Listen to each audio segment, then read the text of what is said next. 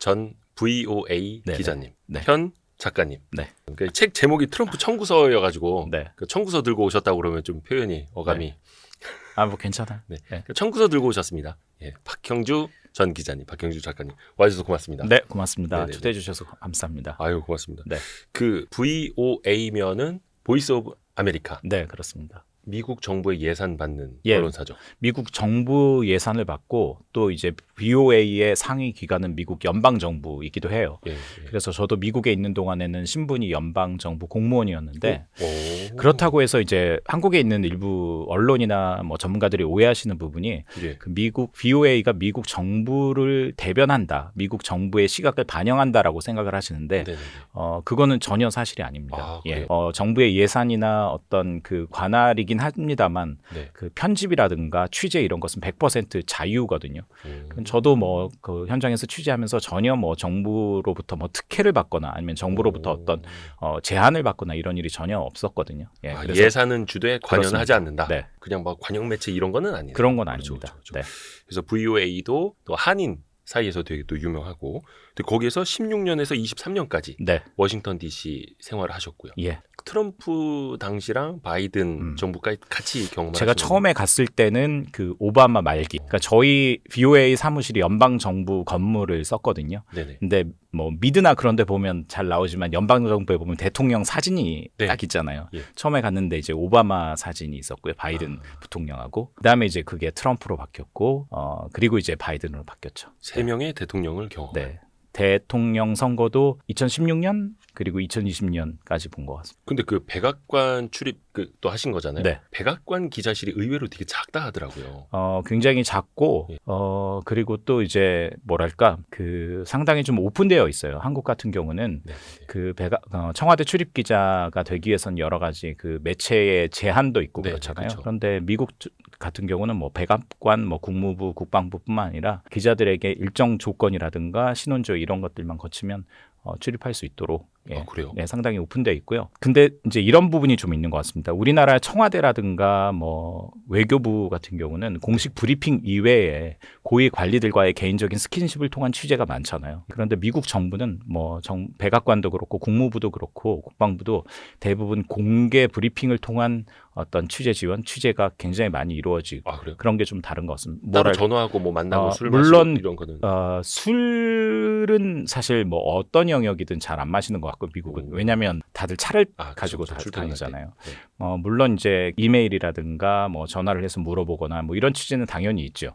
그렇지만 어떤 특정한 사람과 혹은 특정 매체하고 친하다고 해서 뭔가 더 페이버를 주거나 아니면 불이익을 주거나 이런 부분은 사실 한국은 사실 취재가 네트워크 그렇죠. 거의 다 이런 거잖아요. 예. 그런데 미국도 그게 중요하긴 해요. 하지만 그게 이제 네트워크라기보다는 그 상대 기자에 대한 그리고 취재원에 대한 신뢰, 내가 어떠한 정보를 제공했을 때 얼마나 정확하게 보도를 해줄 것인가. 팩트에 맞게 취재를 했느냐, 정확하게 사안을 다루느냐 이런 부분들이 이제 신뢰가 켜커에 쌓이면 그게 이제 뭐 어디나 마찬가지겠습니다. 미국도 역시 뭐 그런 것 같더라고요. 그리고 그 중에서도 국가안보회의 네. 담당 기자도 오래 하셨었고 네. 궁금한 거 몇 가지만 좀 여쭤볼게요. 일단은 쓰신 책 이름은 트럼프 청구서인데 네. 이제 트럼프 2기가 더 강력하게 돼서 돌아오지 않습니까? 네.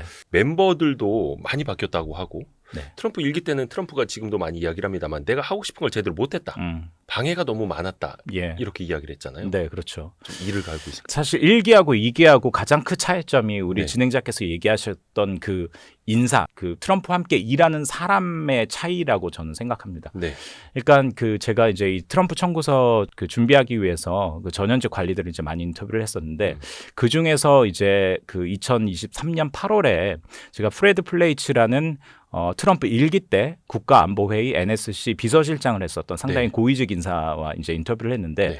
그때 제가 물어봤던 질문이 1기하고 2기하고 가장 뭐가 다르겠습니까? 라고 물어봤더니 주저하지 않고 인사다라고 얘기를 했습니다. 그러면서 1기 때는 트럼프와 트럼프 지지자들은 트럼프가 추구하고자 하는 여러 가지 정책에 대해서 공감을 했지만 네. 정작 트럼프와 함께 일하는 고위 참모들 가운데서는 트럼프의 아젠다를 이행하기보다는 본인의 아젠다를 이행하려고 했던 인물들이 많았다라고 얘기를 했습니다. 우리나라에도 잘 알려졌지만 예를 들어서 존 볼튼 그렇죠. 그리고 렉스 틸러슨 국무장관 그리고 맥마스터 국가안보보좌관 이 세 사람들의 공통점은 사실 공화당 진영에 그리고 특정 예를 들면 네오콘이라든가 미국의 주류 세력의 그걸 대변하는 정통 엘리트들이거든요. 네. 그렇기 때문에 트럼프가 당연히 일기 때는 공화당 후보였기 때문에 공화당의 명망가들, 공화당의 엘리트들을 많이 등용을 했습니다. 네. 주요 네. 강요로. 그렇지만 그 외교안보 정책에서 트럼프가 추구하고자 했던 것과 그리고 강요들의 정통적인 방식이 많이 달랐습니다. 아하. 예를 든다면 한국에서도 많이 기억하실 텐데 시리아 철군 문제를 가지고 굉장히 트럼프 정부 일기 때 논란이 됐었던 적이 있었습니다. 네.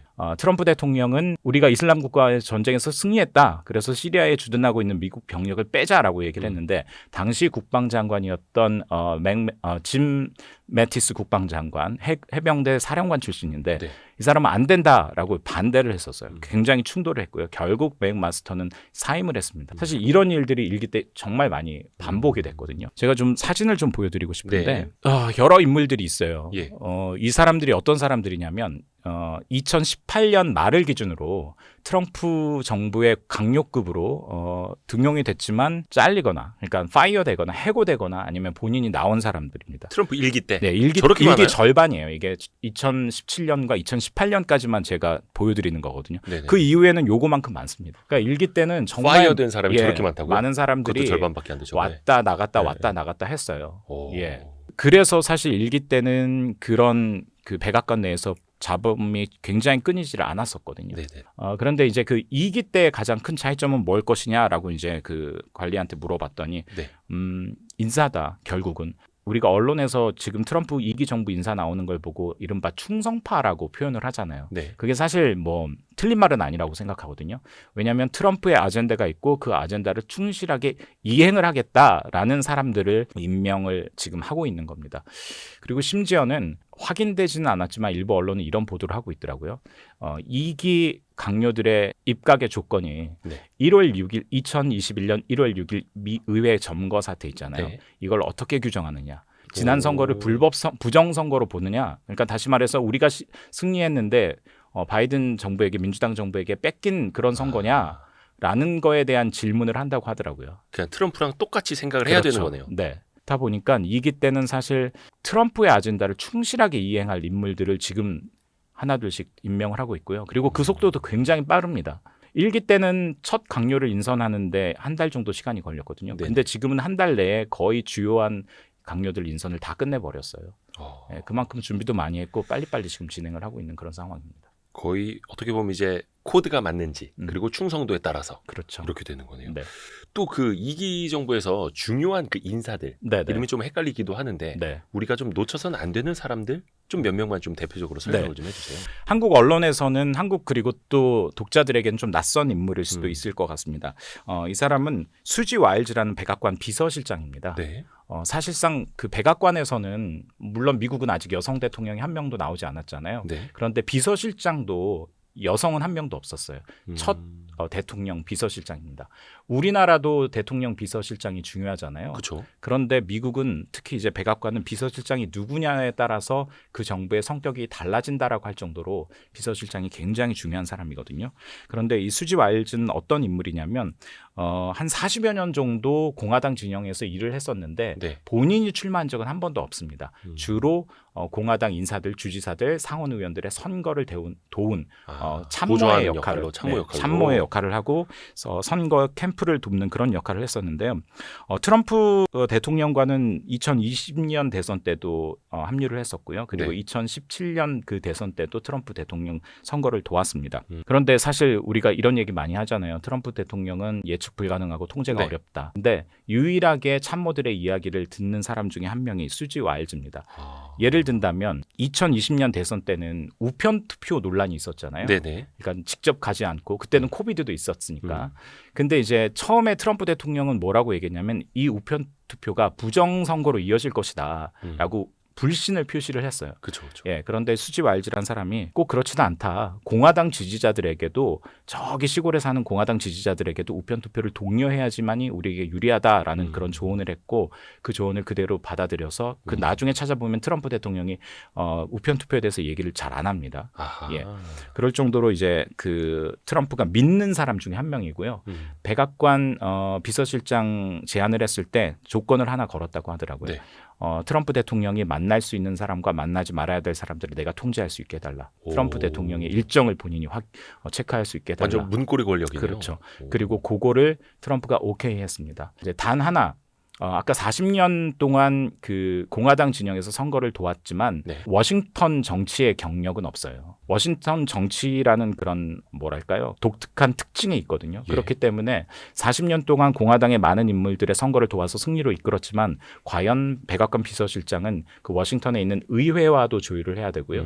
워싱턴에 있는 수많은 이익단체들 과도 그리고 로비스트들, 로비 단체들과도 조율을 해서 국정이 안정되게 운영하도록 해야 되는데 트럼프 2기의 백악관이 얼마나 안정적이게 끌어지느냐는 사실 여기 수지 와일즈에 달렸다고 볼 수 있습니다. 문고리 권력 네. 핵심이라고도 하는데.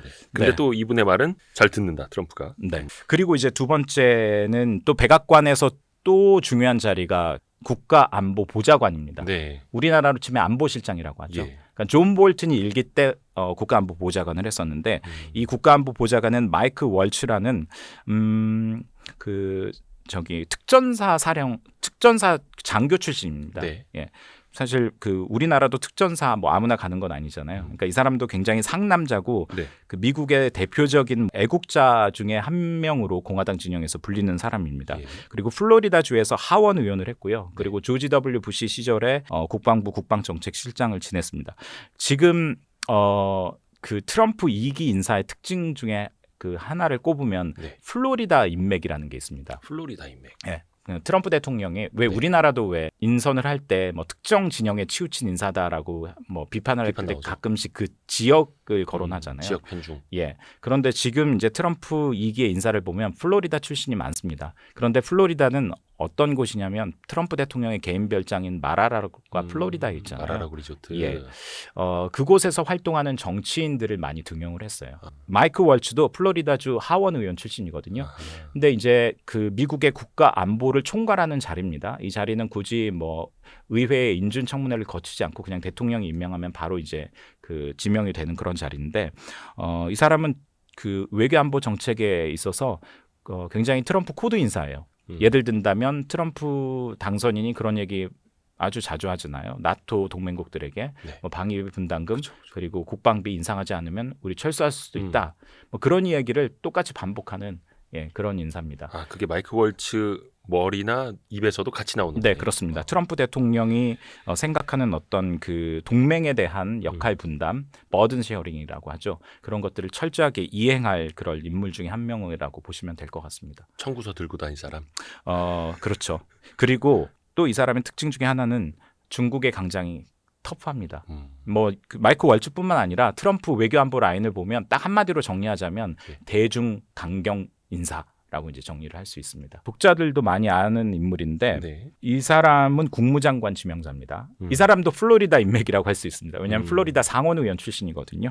쿠바 이민 2세예요. 그러니까 플로리다 이 지역에 가보면 쿠바계 이 난민 쪽 그 이민자들이 많이 있거든요. 여기에서 이제 정치 활동을 시작했던 인물인데 아무래도 쿠바에서 그 부모들이 이민을 왔던 그런 세대이기 때문에 굉장히 반쿠바 정서가 강합니다. 반 독재, 반 공산주의, 반 사회주의 이런 것에 대한 굉장히 뭐랄까요 거부 반응이 굉장히 적대시하는 그런 게 굉장히 강한 인물 중에 한 명인데 흥미로운 건 2016년 그 트럼프가 처음에 공화당 후보로 나왔을 때 대선 나왔을 때 이 사람도 경선에 루비오 상원의원도 경선에 출마했거든요. 당내 경선에 네, 같이. 당내 경선에 나와서 그때는 굉장히 트럼프를 저격했어요. 원래 경선할 때 그렇잖아요. 그렇죠. 서로 싸우잖아요. 네, 서로 싸웠는데 이제 트럼프가 승리를 했고 그리고 이제 2020 이번 경선 때는 완전히 트럼프의 지지자로, 그러니까 트럼프의 뭐랄까요 구호라고 하면 우리가 마가 미국을 다시 위대하게라는 구호가 있잖아요. 사실 이 마가의 전도사다라고 이제 미국 언론이 부를 만큼 마르크 루비오는 굉장히 이번 선거에서 마가를 외치는데 굉장히 앞장섰던 인물이고요. 당내에서는 경선할 때는 같이 이제 맞붙었지만 네. 나중에는 이제 킹메이커가 된 사람. 네. 근데 사실 트럼프 2기 때 그런 인물들이 많이 있습니다. 그러니까 1기 때는 초반에는 트럼프와 각을 세웠다가 나중에는 트럼프 충성파로 돌아섰던 사람. 뭐 대표적인 사람이 제가 따로 소개는 하지 않았습니다만 그 제이드 벤스라고 부통령 부통령 당선이 됐으니까요. 부통령 당선인도 사실 초반에는 트럼프에 대해서 강력히 비판했었잖아요. 그런 인물들이 사실 많이 있어요. 왜냐하면 그 초반에만 하더라도 트럼프가 공화당 후보였습니다.만 공화당에서 이단아처럼 그렇죠. 예, 불렸던 그런 인물이기 때문에요. 다 그런 거죠, 뭐 정치가. 그렇죠. 네. 그런데 이제는 주류가 됐습니다. 그쵸. 같이 줄 서야 되니까. 예, 공화당뿐만 아니라 마이클 루비오까지 막. 마이클 루비오는 그 역시 중국의 강성이고 또 북한에 대해서도 사실 약간 조금 좀 터프한 그런 부분이 있습니다. 예를 들어서 북한이 굉장히 그 아파하는 미국의 그 입법 중에 하나가 북한 인권법이라는 게 있거든요. 네. 예, 북한 인권법을 재승인하는 법안을 발의하는데 항상 빠지지 않고 주도적으로 강경하게. 예, 강경하게. 그러니까 인권 문제에 관심이 많고요. 공산주의, 독재자에 대해서 강한 적대감이 있고 그런 인물입니다. 사실 우리 입장에서는 이제 미국 장관 중에 재무장관하고 국무장관 얼굴을 아마 제일 많이 보게 될 거예요. 그렇죠. 국무장관이 그 외교장관이잖아요. 네, 많이 올 거고요. 음. 네, 근데 미국은 근데 항상 그 외교장관을 국무장관, 내셔널 이렇게 표현을 하니까 네, 네. 우리 입장에서는 그러니까 어떤 분들은 그래요. 그 내무부 장관인 줄 알고 외교장관인데 이름을 네. 이제 국무라고 그렇죠. 쓰다 보니까. 네. 근데 하여튼간 많이 보겠네요. 특히 이제 대북 정책 관련해서도. 네. 많이 볼 거고요. 또 사실 아까도 얘기했던 것처럼 좀 흥미롭게 이제 관전 포인트 중에 하나라고 하면 그 마이클 루비오도 정치인 출신이잖아요. 네. 그 국무장관 다음 꿈은 뭐겠습니까? 더 올라가야죠. 그죠. 부통령이나 대통령. 예. 예, 대통령 경선에 이미 나왔던 사람이니까 꿈이 크구나. 예, 마가의 후계자가 되고 싶어 하겠죠. 트럼프 다음 뭐 마이크 벤스도 역시 사실 마찬가지고요. 예, 그렇기 때문에 이 마이크 루비오가 트럼프 2기 때 이제 어떻게 움직이는지 좀 잘 지켜보면 흥미로울 것 같습니다. 트럼프도 어차피 이제 재임이니까 네, 또 한 번 그렇죠. 출마는 못 하고 네. 차기는 누가 될 것이냐. 뭐 벤스하고 둘이 경쟁할 수도 있겠네요. 네, 네. 그럼 뉴스에 더 많이 보이겠네요. 맞습니다. 자, 다음은 이제 국방장관 지명자를 한번 보도록 하겠습니다. 피트 헤그세스라는 사람인데 한번 이 사진을 자세히 보면 마이크를 들고 있습니다. 그 마이크를 보면은 여기에 폭스라고 네. 써져 있잖아요. 방송인 출신입니다. 폭스뉴스 앵커. 네, 폭스뉴스 앵커를 했고요. 그 전에는 군 복무를 했습니다. 나이가 굉장히 젊어요. 80년생, 그러니까 44세. 역대 국방장관 가운데 최연소고 군인 출신이긴 합니다만 사실 장군 출신도 아니거든요. 아니죠. 예. 네, 그렇기 때문에 사실 피트 헤그세스가 지명이 됐을 때 전반적인 평가가 국방장관치고 너무 중량감이 떨어지는 인물이 아니냐라는 그런 평가가 나왔습니다. 그냥 그 트럼프가 좋아하는 사람, 자기 인터뷰 잘해준 사람, 자기 인터뷰 잘해주고요. 코드만 또 이제 또 피터 헤그세스의 역할 중에 하나는 무엇이 될 것이냐 네.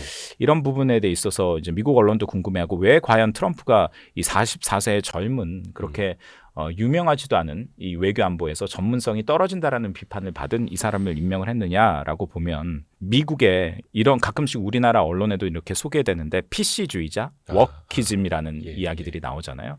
그러니까 예를 들어서 다양성, 인종, 남녀, 평등 이런 것들을 주장하는 진보적인 아젠다, 민주당이 주로 주장하는 그런 아젠다를 굉장히 배격하는 사람, 열심히 외치는 사람 우리가 워크라고 하잖아요. 그 워크즘이 미국 군대 수뇌부에 장군 가운데 사령들 가운데 적지 않게 있다라는 인식이 트럼프 진영의 인식이고요. 그 부분에 대해서 강도 높게 비판했던 사람이 헤그세스입니다. 그래서 그 사람들을 배격하기 위해서 헤그세스를 위치시킨 거예요. 그런 것 아니냐라는 이제 분석이 있는 거죠. 그러니까 뭐 장군 뭐 서열 이런 거 왕창 다 그냥 깨버리고 네. 그래서 장군도 못 달았던 사람을 국방부 장관으로. 그렇죠. 그러니까 그 사실 피트 헤그세스는 공공연하게 그런 얘기를 하고도 있어요. 사실 이런 장군들을 다 물갈이해야 된다. 그러니까 워키즘에 빠진 PC즘에 빠진 그 장군들을 다 물갈이해야 된다라고 얘기를 했고 뭐 국내에는 잘 소개되지는 않았습니다만 트럼프 1기 때 트럼프 대통령과 장성 출신들의 갈등이 정말 많았어요. 사실은 그 블랙 라이브스 매터라는 그 네네네네. 운동 있잖아요. 그렇죠, 그러니까 그렇죠. 그 흑인이 경찰의 공권력에 의해서 부당하게 예. 죽게 되고 그게 이제 사회 운동으로까지 번졌잖아요. 그래서 시위대가 백악관까지 이제 진격하는 그런 일이 있었거든요. 네. 그때 트럼프 대통령이 위협을 느끼고 벙커에 숨었다고 하잖아요. 그러면서 합참의장을 불러서 군대를 동원해서 저 시위대를 진압하는 게 어떠냐. 시위대에 다리를 쏘는 건 어떠냐. 이런 황당한 얘기를 했다고 하더라고요. 근데 그때 합참의장이 안 된다라고 이제 트럼프 입장에서는 항명을 한 거죠. 그렇죠. 그러니까 그런 인식의 장성들에 대한 반감이 트럼프를 추종하는 사람들에게는 팽배합니다. 그래서 자기 말을 확실히 잘 들을 사람. 네. 근데 그 피트 헤그세스 저 사람 너무 또 극단적이라 뭐 비판도 많고 낙마할 수도 있다고 막 그러던데 어찌됐든 간에 장관 후보자니까 청문회 통과해야 되는 거죠. 그렇죠. 네. 사실 공화당이 지금 뭐 상원을 장악했기 때문에 그것만 놓고 보면은 저기 피트 헤그세스의 인준도 그렇게 어렵지는 않은데요. 사실 미국의 그 강요들의 청문회 가운데 네. 공화당이든 민주당이든을 불문하고 넘지 말아야 될 그런 선들이 있거든요. 예를 들어서 납세 문제 그리고 섹스 스캔들 그러니까 몇 가지의 스캔들이 있습니다. 네. 그런 게 불거진다면 사실 뭐 공화당 의원들도 같은 당 소속입니다만 어떻게 해볼 도리가 없는 거죠. 그러니까 그런 어떤 그 스캔들이 불거져서 그게 이제 낙마하지 않는 한 사실 초반에는 그런 기류가 있거든요. 대통령이 임명한 사람 뭐 마음에는 안 들지만 뭐 국민들이 이 대통령을 뽑았으니까 좀 처음엔 좀 해줘야지. 예, 오케이 해주자 뭐 이런 여론들이 있는데 사실 피트 헤그세스는 끝까지 좀 지켜볼 필요는 좀 있을 것 같습니다. 그러게요. 그리고 외교안보 라인에서 또 한 분만 좀 더 볼까요? 네. 국가정보국장 DNI 국장인데요. 네. 털시 게버드라는 여성입니다. 일단 DNI Director of the National Intelligence라는 기관인데 이 기관이 어떤 것인지 잠깐 소개를 해드리면 네. 미국의 정보기관 하면 가장 먼저 생각나는 것이 CIA 예. 국가중앙정보국 그렇죠. 말고 미국에는 그걸 포함해서 16개의 정보기관이 있습니다. 와. 그 16개의 정보기관의 예산과 감독을 총괄하는 자리가 바로 국가정보국장입니다. 그러니까 굉장히 중요한 자리죠. 이 자리에 털시 게버드라는 이제 여성을 임명을 했는데 예. 굉장히 이력이 특이합니다. 이 사람도 정치인 출신이고 군인 출신이긴 하거든요. 그리고 21살 때 하와이에서 최연소 하원 의원을 했는데 이때 소속 정당이 민주당이었습니다. 21살 때 하원 의원을 했다고요? 하와이에서 하와이에서 하원 의원을 했는데요. 소속 정당이 공화당이 아니라 민주당이었어요. 그리고 심지어는 2016년에 그 민주당의 버니 샌더스 네. 그때 후보였죠. 후보 경선 캠프에 지원을 했었고요. 그리고 2020년 그 트럼프가 나왔을 때는 실제로 민주당 경선에 출마도 하기도 했습니다. 그럼 갈아탄 지 얼마 안 된 거예요? 맞습니다. 그러니까 민주당에서 오랫동안 처음부터 정치 활동을 시작했고 오랫동안 그 당내 그 대선 경선까지 나왔던 인물이 나는 민주당과 여러 가지 이념이나 가치에서 일치하지 않는 부분이 있다라고 하면서 이제 민주당을 나왔고요. 이번에 이제 대선 국면에서 트럼프 유세 활동도 적극적으로 하면서 이제 트럼프의 이제 눈도장을 찍었죠. 사실 일부 이 게버드의 뭐랄까요? 굳이 표현하자면 변심을 비꼬는 일부 미국의 세력들은 어떻게 얘기를 하냐면 게버드 이제 보시면 알겠지만 상당한 미모의 소유자라고 하더라고요. 그러네. 언론에서 우스갯소리로 이렇게 얘기를 하더라고요. 게버드는 본인이 민주당에 있기에는 너무 아름답다라는 것을 뒤늦게 깨달았나 보다. 그런 농담도 하는 그런 평론가들도 있었습니다. 자, 이 정도가 이제 우리가 지켜봐야 될 이제 외교 안보 라인의 이제 핵심 인사라고 볼 수 있을 것 같습니다.